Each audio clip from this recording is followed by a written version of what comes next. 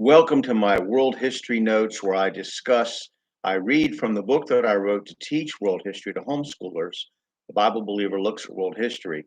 You can find it on lulu.com, amazon.com, or at the Bible Baptist Bookstore. So now we're moving away from Rome and going to other parts of the world. Um, the Yayoi period in Japan is the time designated between around 300 BC to around 250 AD and is defined by the apparent development of the practice of growing rice and paddies in fields. And it's, guess what, pottery. You just can't get away from reliance by archaeologists on pottery to date a people. With this method, you can get dates from as far away as 900 BC for the start of this culture. The Yayoi were such an abrupt departure from the previous Jomon culture that it is thought that they represented a separate group of immigrants from the Asian mainland. By the way, according to the English grammar book, Woe is I, it is emigrate if you are coming from and immigrate if you are going to a place. The dating and character of this culture are, as usual, highly controversial, and the theories concerning them are quite tentative. We are told they use crude stone tools, and although they use pottery made on a wheel, their pottery decorations are cruder than the Jomon. They did not destroy the Jomon people, but intermingled with them. Wet rice farming was their primary technological advancement over the older culture. The first time any Japanese culture is mentioned in Chinese literature is supposed to have been around 257 AD in the Chinese history Huizi.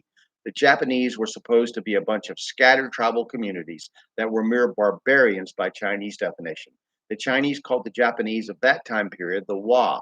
A political federation in Japan called Yamate had diplomatic relations with the Chinese kingdom of Wei between 220 and 265.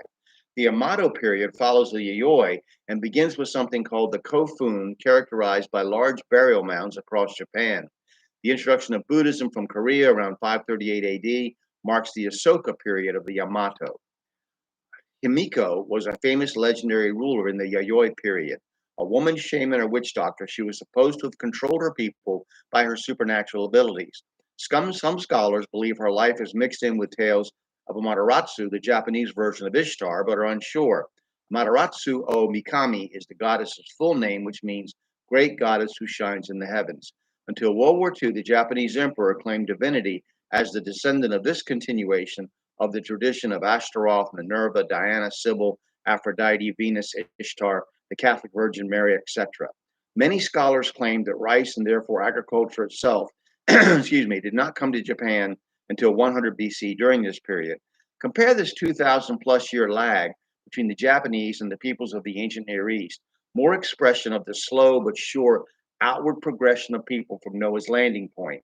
These people at first did not clash with the original travelers to Japan, the Ainu, but were trading partners. Trading partners. It wasn't until much later that the Japanese began to dominate the Ainu people. The Ainu were not savages as the Japanese history tell, but were probably the island's first farmers.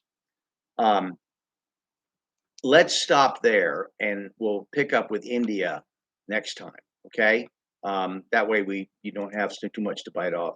I hope this encourages you to study world history and consider that history does not just around Europe. It's all over the world. All right. Thank you.